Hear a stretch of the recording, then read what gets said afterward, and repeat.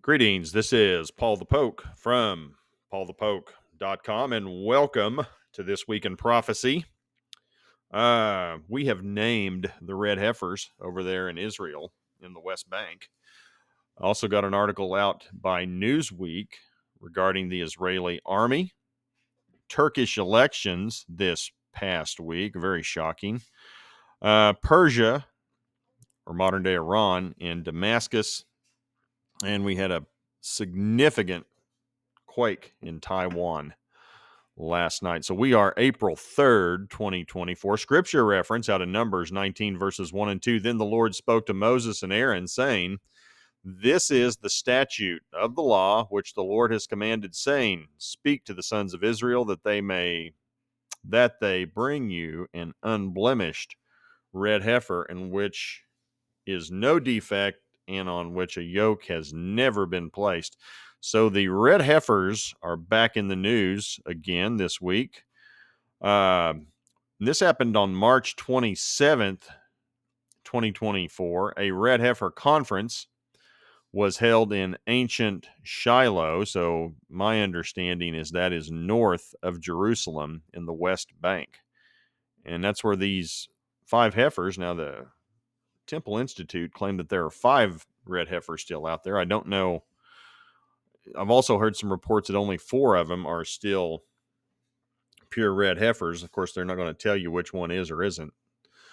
But they're out there at an undisclosed location. At some point, I wouldn't be surprised if they get scattered throughout Israel. And also learned from this article, the red heifers have also been aged at 2 years old, per the article. Now, the names are as follows: Tikva, hope; Gula, redemption. That word is used significantly in the book of Ruth. Tekiah, life-giving. And I think that's one of the trumpet blasts, if I'm not mistaken, of the Feast of Trumpets and that whole process. I could be wrong on that. Nakama, comfort; and Segula, virtue. So those are the names of your 5 red heifers. Now, in response, Hezbollah, that's up there in the north in Syria, they heard about this red heifer conference, and they have threatened the red heifers along with Hamas, which, as you remember, Hamas made their proclamation against the red heifers as a justification for what they did back in October 2023 when they invaded from the Gaza Strip. So you have Hezbollah and Hamas. They are threatening the red heifers. Sensitive bunch they are. Red cattle got in living rent free in their heads. So here's the article. Red heifers get names. This is from Israel365news.com. Adam Berkowitz, again, does great stuff. Talked with him once or twice via email. Nice guy. Here's the article. Link provided to the article if you want to know. And then also I provided a link to a previous This Week in Prophecy, Hamas and the red heifers. So that'd been 100 days. So after October 7th, so that'd been sometime in January roughly. And you can get an idea what Hamas had to say about the red heifer myth, as they called it. So needless to say, the brothers in Islam, they got a problem with red heifers. So Ezekiel 7, verse 11, violence. That's the Hebrew word for violence is Hamas, has grown up into a rod of wickedness. None of them shall remain. Hamas, violence, will not remain at some point in the land, says God through Ezekiel, nor their abundance, nor their wealth, neither shall there be preeminence among them. So at some point, wordplay on the Hebrew word violence, and that would be Hamas. And it makes you wonder, are we watching the potential fulfillment of Ezekiel chapter 7, where violence will be, Hamas will be no more? And this is from Newsweek, of all things. Hardly somebody who would be friendly to the Israeli people, or the IDF, Israel Defense Forces.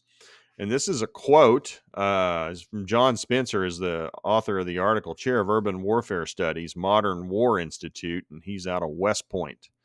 I've never known an army to take such measures to attend to the enemy's civilian population, especially while simultaneously combating the enemy in the very same buildings. In fact, by my analysis, Israel has implemented more precautions to prevent civilian harm than any military in history. And here's just a brief list of some of the things that the Israeli army has done, or the Israeli Defense Forces has done to warn people. They've dropped over 7 million flyers, 70,000 plus direct phone calls to citizens in the Gaza Strip, 13 million plus texts, 15 million plus pre-recorded messages, notification of areas to leave and where to go, how to get there, routes they should take, launched drones with speakers, public address of what's getting ready to happen, and then notified daily pauses of operations, telling the people, essentially telling everybody, this is what we're going to do, this is how we're going to do it. And probably has spared many lives. Well, not probably, guarantee it has. And here's the article, link provided. Israel has created a new standard for urban warfare. Why will no one admit it? Good question. Well, I think we know why. And it goes into some details about especially how they have completed work in the Al-Shifa hospital. Some of the obstacles they've encountered. I'm not going to get into the details of all this, but it goes into some extensive documentation, and there's militants from the Al-Quds brigades hanging out in the tunnels under the ground, which, speaking of tunnels, I was reading this today because, Hamas likes to do tunnels, and there's been some debate how to manage all these tunnels, and Israel has used robots, dogs, infrared, all kinds of things. They've been reluctant to pump them full of seawater or gas, in fear that there may be some hostages down there, and they don't want to cause harm or kill any of the hostages Hamas may have down in some of these tunnels. Versus what takes place on the other side, on the southern border in Egypt, where, by the way, if you guys remember, Egypt has a wall with razor wire, and Hamas tries to dig under those walls. Egypt finds the tunnels, and Egypt's solution to this problem is to pump it full of sewage. So, any kind of byproduct from toilets, whatever, raw sewage, pump those tunnels full of raw sewage. And that has been a bit of a deterrent for Hamas trying to get into Egypt. Just a different approach, shall we say. But anyway, back to Israel and some of the things they've done, the links they've gone to. And this guy points out that Israel's done a better job than the United States did in Panama, Afghanistan, and Iraq. Just to give you an idea of what you'd be reading. So, again, imagine that. This is in Newsweek. Hardly somebody who's going to be friendly to Israel, but writes a very positive piece about the links the IDF goes to in urban warfare. Now, that being said, they are not perfect. Accidents happen. Things have and will continue to go wrong, and unfortunately, innocent people will pay a price. I don't want to, by any means, create the idea these people are perfect. They're not, but appear to be making a pretty good faith effort by an outside observer who's trained in these types of things. So make what you want of it.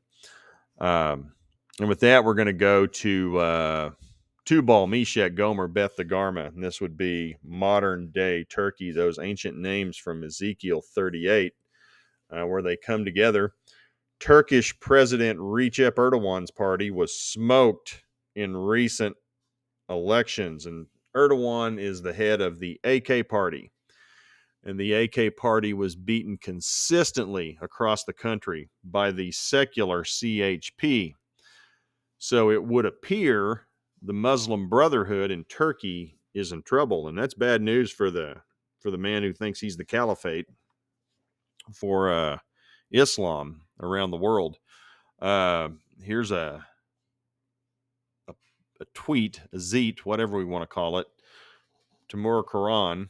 I think he's at Duke, if I'm not mistaken. He's expert on these sorts of things. So Team Erdogan has been a master at spin, but how do you spin this?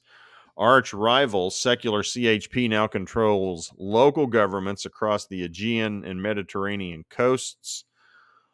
All leading growth centers rejected AKP's candidates decisively. Even worse, AKP is number 2 nationally, and again, AKP is Erdogan's party. So you can see that's them in the yellow, and in the red would be the CHP. Now, what is happening? Erdogan's AK party having some issues with the Kurds, and the Kurds are now like, hey, this bunch is out of power. Well, the AK party's not going down without a fight, and not going down without doing some more stuff to the Kurds. And so there's some, I don't know if you'd want to call it civil war, but definitely hostilities have flared up between Erdogan's political party and the Kurds, and they seem to be taking it out on the Kurds and abusing those folks with violence. Government officials, political parties, military, doing things to the Kurds since they've lost. And I think there was one spot where the Kurds had won in an election, and then the government replaced that person, overthrew them, and said, no, you're not, even though you won, you're not going to be allowed to be in power or be the mayor or whatever, which did not go well with the Kurds. And so they're shooting at each other. So I don't think this deal's done yet as far as the relinquish of power. I mean, let's face it, dictators, authoritarian types do not give away their power or relinquish their power. They think they're entitled to it. So I don't think we've heard the last of this, and this has been about 4 days now. So something to keep an eye on. Of course, our press silent at the wheel on any kind of Turkish election news. So with that, we're going to transition to ancient Persia, or what we know as modern day Iran.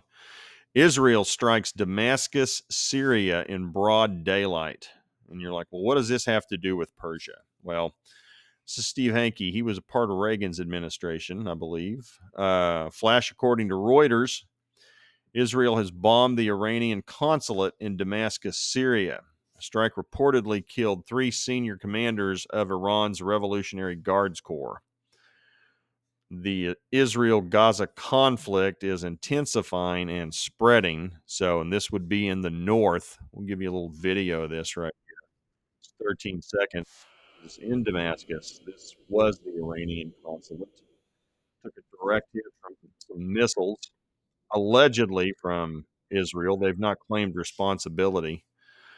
Give you an idea what's going on there. Also from Jason Brodsky, Thread Reuters is confirming IRGC terrorist commander Mohammad Reza Zahidi, who oversaw Levant operations, has been killed today in Syria by Israel. Now, he's recognizing Israel did it.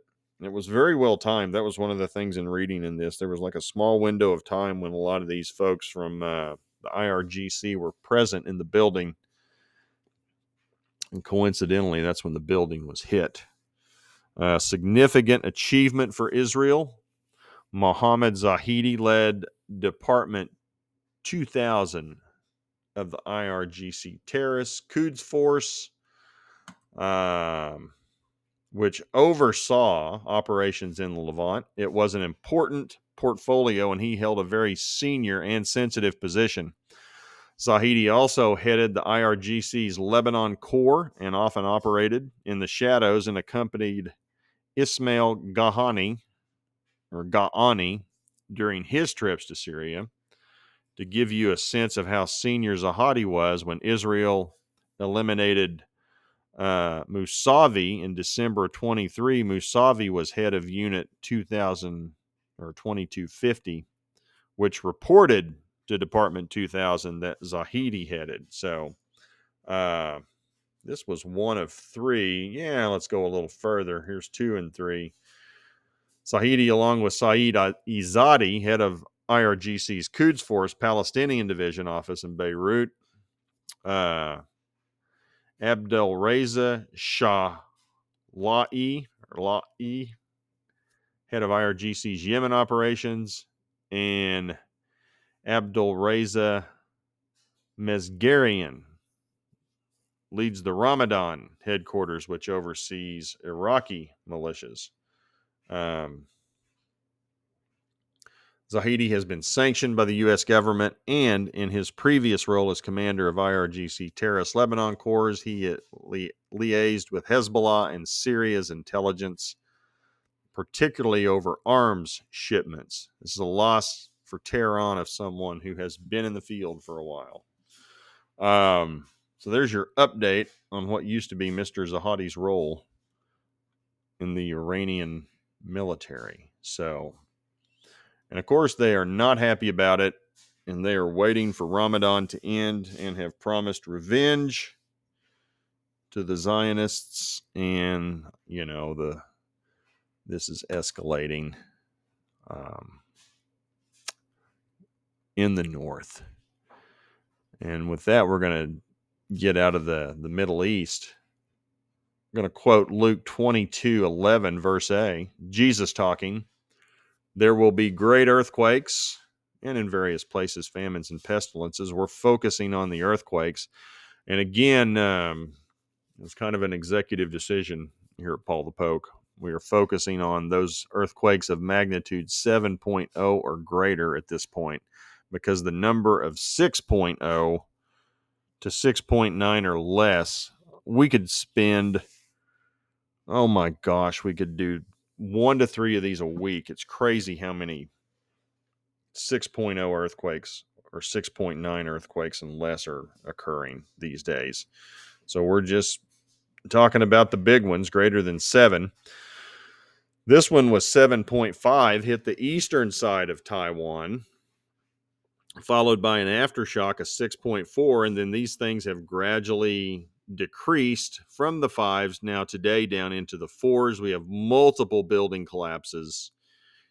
Injuries are approaching 1,000 as of this post, and that'd be April 3rd. 9 people have passed. Tsunami warnings were issued for the southern islands of Japan. That would be to the north, and then to the south, you had the Philippines. I don't think there was any damage done by any tsunamis or tidal waves. So this is just crazy. You got to watch this. This is only like 37 seconds, but could you imagine minding your own business driving down the road and this starts happening?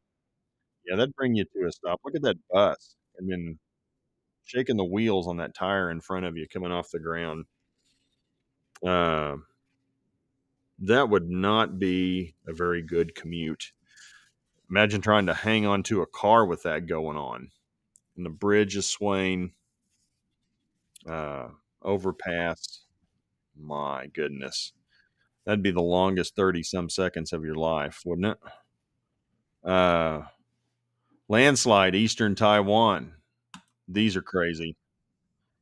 Uh, and this one's about 14 seconds, but all these rocks coming off of these hills and then releasing dirt. Now that little hut has no chance. And then I saw this one today. This is a dash cam footage. Rock slides during the earthquake. And this lasts about a minute. And you're like, do I really want to watch all this? Yes, you do. Cleared for the toll road. Going to go for a little drive along the along the road, and you can see the fence is there to stop. Now here you can see things starting to shake. But this is just crazy what's getting ready to happen. And this person sees it coming.